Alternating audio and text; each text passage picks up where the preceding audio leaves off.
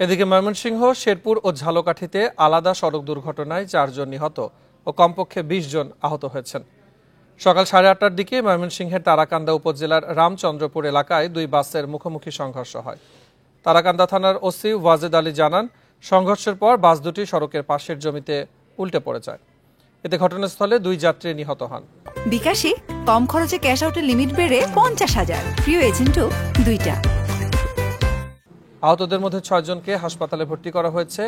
এদিকে শেরপুরের হাওড়া আমতলা এলাকায় বাস চাপায় এরশাদ আলী নামে মসজিদের এক ইমাম নিহত হয়েছেন। এছাড়া ঝালকাঠির বাসন্ডা ব্রিজ এলাকায় ট্রাক চাপায় নেসারাবাদ মাদ্রাসার খাদেম আবুল কালাম নিহত হয়েছেন।